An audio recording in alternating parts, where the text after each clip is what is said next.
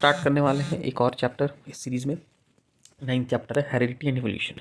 बहुत ही interesting chapter है, मेरा पर्सनल फेवरेट चैप्टर है ये 10th क्लास का। इसमें आपको बहुत सारी ऐसी जानकारी मिलेगी जो आप अब तक क्लास 9 तक नहीं जानते थे। ठीक है, तो ज़्यादा बात को इधर उधर ना घुमाते हुए सीधा चैप्टर स्टार्ट करते हैं। Heredity and evolution. सबसे पहला वर्ड जो आप यहाँ देखते हो वो है हेरिडिटी। ओके, ये हेरिडिटी होता क्या है? मैं सिंपल भाषा में समझाता हूँ। जैसे ये आप हो, ठीक है, तो आपको देखकर कोई यह आसानी से कह सकता है कि आप अपने पिता या अपनी माता से रिलेटेड हो। रिलेटेड इन द सेंस कि क्योंकि आप थोड़ा बहुत उनके जैसा सिमिलर कैरेक्टरिस्टिक्स जो है वो आप में आएगा। ठीक है, ये तो तय है। या तो आप फादर की तरह थोड़ा बहुत दिखोगे, either your eyes will look like your father, your ears will look like your father, और your height will be like your mother, your way of talking will be like your mother, like this. ठीक है, तो कुछ ना कुछ तो मिलता होगा। सॉरी। तो जो कैरेक्टरिस्टिक्स का एक जनरेशन से दूसरे जनरेशन में जाना होता है उसे हेरिडिटी कहते हैं। That's all. ठीक है, पर यहाँ पर जब भी आप चर्चा करोगे, बात करोगे, तो आप बार बार एक चीज़ के ऊपर बात करोगे और वो है वेरिएशन। वेरिएशन वेरिएशन बहुत बार देखोगे आप वेरिएशन। ठीक है, देखो क्या होता है कि मैं क्लियर कर देता हूँ दो चीज़ें। जस्ट सेकंड, हाँ ये ठीक है। क्या होता है कि अगर कोई ए सेक्सुअली रिप्रोड्यूस करता है, ए सेक्सुअल रिप्रोडक्शन अगर होता है तो उसमें वेरिएशन नहीं होता। यानी अगर एक फ्लावर है, ठीक है, अगर एक फ्लावर है तो उसका अगर एक सॉरी एक ऑफस्प्रिंग होगा, यानी उसका अगर एक दूसरा जनरेशन आता है तो भाई वो कैसे दिखेगा?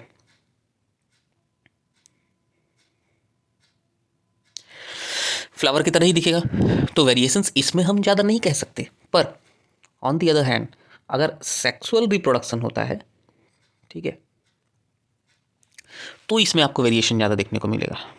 ठीक है, इसमें हम ये गारंटी नहीं दे सकते कि आपके आगे आने वाला जनरेशन जो है वो बिल्कुल आपकी तरह होगा, नहीं, उसमें कुछ माइनर चेंजेस होंगे। तो जैसे ये जनरेशन है, एक जनरेशन हो गया जीवन। मैं यहाँ पे जीवन लिख दे रहा हूँ ताकि आपको समझने में सुविधा हो। बुक में एनसीईआरटी में कुछ और लिखा हुआ है। तो ये जीवन जनरेशन है, इसके बाद आएगा G2 जनरेशन है। देखो इन दोनों में कुछ तो वेरिएशन होगा ना, तो समझ जाओ कि जीवन में जो था वो एग्जैक्ट G2 में कॉपी होकर नहीं आया। वैसे ही G3 में भी और वेरिएशन होंगे, G4 में और वेरिएशन होंगे। तो जनरेशन टू जनरेशन ये वेरिएशंस जो हैं वो बढ़ते जाते हैं। Clear? I hope this thing will be clear now. अब आते हैं आगे और क्वेश्चंस, मतलब कि इसके चैप्टर को डिटेलिंग में समझते हैं। The long-term consequences of accumulation of variations are also an interesting point to be considered. ठीक है, ये मैंने ऑलरेडी ये सब चीज़ बता दिया है कि number of animals including human beings जो सेक्सुअली रिप्रोड्यूस करते हैं, variations are visible among different individuals, जो कि सेक्सुअली में विजिबल नहीं है। तो accumulation of variation during reproduction क्या होता है ये? देखो मैंने कुछ पॉइंट्स ऑलरेडी पहले से अंडरलाइन करके रखा हुआ है जो कि इंपॉर्टेंट है। तो यहाँ जैसे कि मैं भी आप लोगों को उतनी देर से बता रहा था, ये फर्स्ट जनरेशन है। देखो सेकंड जनरेशन में कुछ वेरिएशंस आए ना, ये रेड कलर आया, ये ग्रीन कलर आया, कुछ वेरिएशंस आए। इनका थर्ड जनरेशन में आप देखोगे तो और वेरिएशन आ रहे हैं। ये रहा, ये देखो और वेरिएशंस आ रहे हैं, ये देखो और वेरिएशंस आ रहे हैं। तो जो सेकंड जनरेशन होगा वो पहले वाले का वेरिएशंस तो इंक्लूड करेंगे ही। यहाँ देख रहे हो ना, पहले वाले का वेरिएशंस तो इंक्लूडेड है ही। Apart from that newly created differences या न्यूली क्रिएटेड वेरिएशंस भी उनके अंदर होंगे। समझ पा रहे हो बात? यानी जो हमारा सबसे पहले जो वेरिएशंस आ रहा था उसका ज़्यादा होना तय है। बात को मेरी समझे? देखो जैसे ये वेरिएशन है, इससे कर देते हैं। पहले ये एक जनरेशन में था, पहले एक इंडिविजुअल में था, अब दोनों में है। ये देखो ग्रीन, अब दोनों में है। क्योंकि जो पहले से वेरिएशन चला आ रहा है वो तो और बढ़ेगा, वो तो और ज़्यादा होगा। न्यूली वेरिएशंस जो है वो कम इंडिविजुअल्स में होंगे।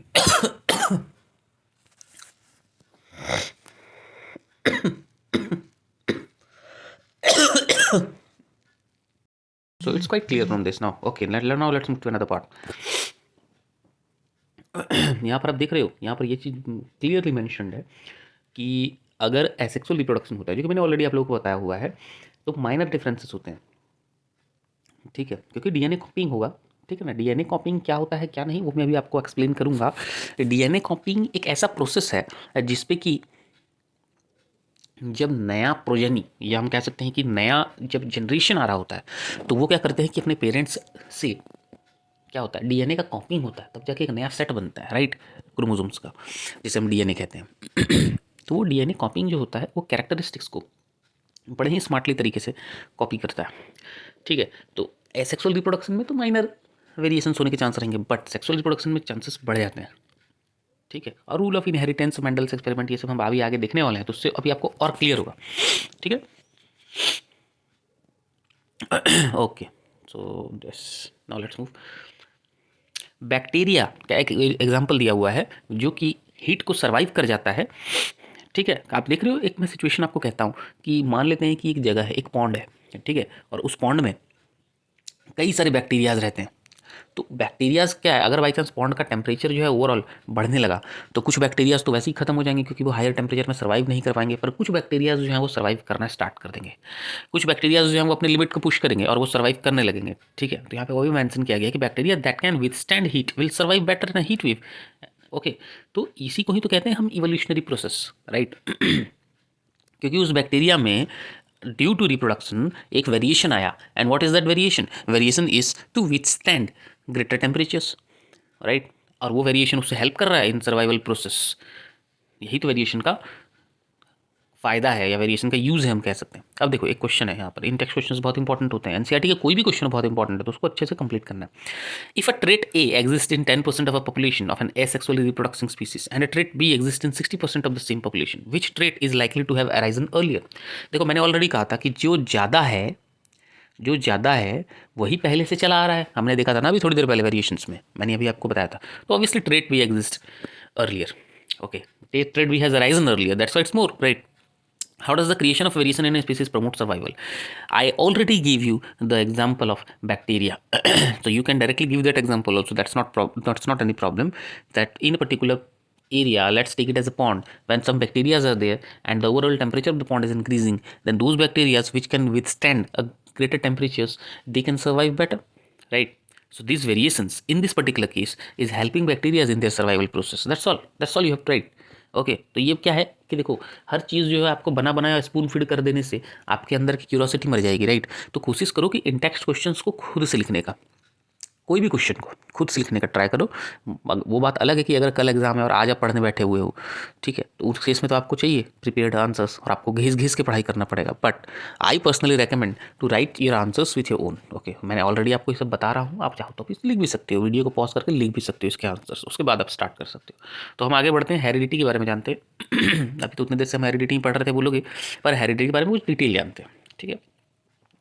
तो जो रूल्स होते हैं ना हेरिडिटी में, वो ही डिटरमाइन करते हैं कि कैसे ट्रेट और कैरेक्टरिस्टिक्स आर इनहेरिटेड, ठीक है। कुछ इनहेरिटेड ट्रेट्स के बारे में मैं आपको बताता हूँ।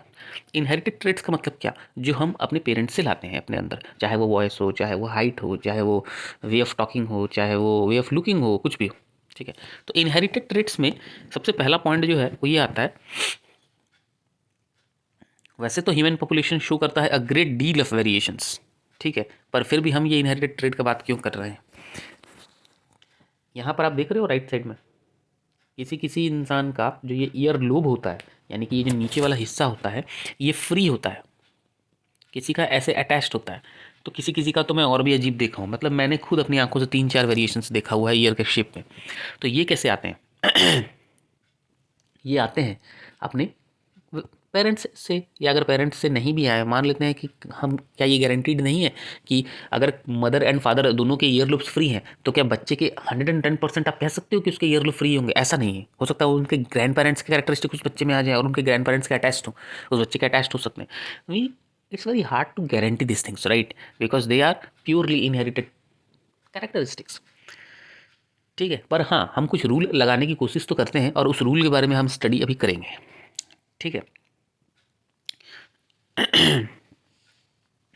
क्लियर है। पर मैक्सिमम केसेस में आपको ये दिख जाएगा कि अगर किसी इंसान का ईयर लोब फ्री है या ईयर लोब टेस्ट है तो ऑब्वियसली उनके पेरेंट्स में से किसी एक का वैसा होगा। ये मैक्सिमम टाइम की मैं बात कर रहा हूँ, ठीक है, but nobody can guarantee this things, right. Okay, so now let's move to rules for inheritance of traits. First is the Mendel's contributions, and I think Mendel's contributions is one of the most important contributions in this field of inheritance, right. तो Mendel ने क्या किया, Mendel एक बहुत बड़े scientist थे उस time के, हम साइंटिस्ट तो नहीं कहेंगे, ठीक है, क्या कह सकते हैं इन्हें, क्योंकि इनका एजुकेशन जो था वो एक मोनास्ट्री में हुआ था, ठीक है, और उन्होंने यूनिवर्सिटी ऑफ वियना से मैथ और साइंस की पढ़ाई की थी। तो हाँ, साइंटिस्ट ही हैं, सॉरी मैं किसी को ऐसे बोल भी तो नहीं सकता कि वो नहीं है, ऑब्वियसली हैं। और उन्होंने अपना ये जो इनहेरिटेंस है इसमें काफ़ी इंटरेस्ट दिखाया था और बहुत अच्छे अच्छे एक्सपेरिमेंट्स किए थे उन्होंने इसके ऊपर। और सबसे पहला जो अभी हम लोग पढ़ने वाले हैं वो ये है कि मेंडल ने पी प्लांट को लिया, ठीक है, जिसके कई सारे कॉन्ट्रास्टिक कैरेक्टर्स होते हैं, ठीक है, जैसे आप देख रहे हो मैंने ऑलरेडी सारी चीज़ों को अंडरलाइन किया हुआ है, इसको आप अंडरलाइन करके नोट्स बना सकते हो, ठीक है। तो क्यों क्यों उन्होंने पी प्लांट को लिया, इसके पीछे सवाल आता है। कई बार बच्चे मुझसे बोलते हैं कि सर क्यों उन्होंने पी प्लांट को लिया, अगर ये सवाल आ जाए तो हम कैसे लिखेंगे। देखो, सबसे पहला चीज़ जो पी प्लांट क्यों आया इसके बारे में अगर लिखना हो तो ये लिखोगे कि वो शॉर्ट स्पैन होता है उनका, मैं यहाँ लाइफ स्पैन की बात कर रहा हूँ, शॉर्ट लाइफ स्पैन होता है, तो कई सारे जनरेशंस को आप स्टडी कर सकते हो आसानी से। दूसरा क्या होता है, कॉन्ट्रास्टिंग कैरेक्टरिस्टिक्स होते हैं उसमें, कॉन्ट्रास्टिंग कैरेक्टरिस्टिक्स होते हैं, और यही दो सबसे इंपॉर्टेंट पॉइंट है, कॉन्ट्रास्टिंग कैरेक्टरिस्टिक्स होते हैं,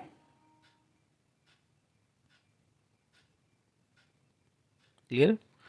contrasting characteristics in the sense what, कोई पी प्लांट राउंड होगा, राउंड सीड्स होंगे, किसी में रिंकल्ड होंगे, कोई टॉल होगा, कोई शॉर्ट होगा, कोई वाइट फ्लावर्स देता हो, कोई वायलेट फ्लावर्स उसमें निकलता हो, तो इस तरह के।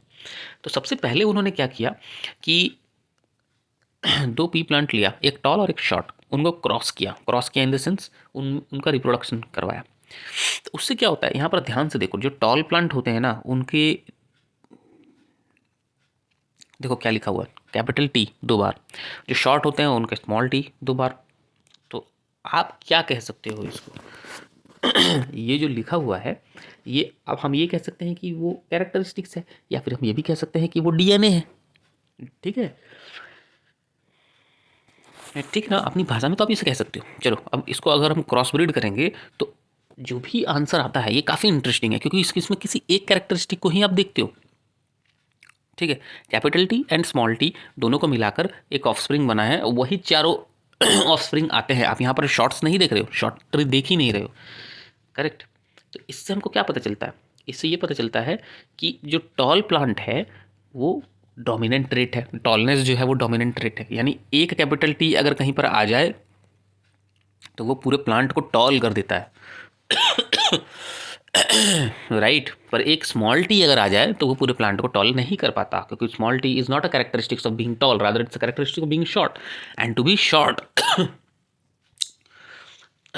To be short we need to small T, right, तब जाके वो होगा।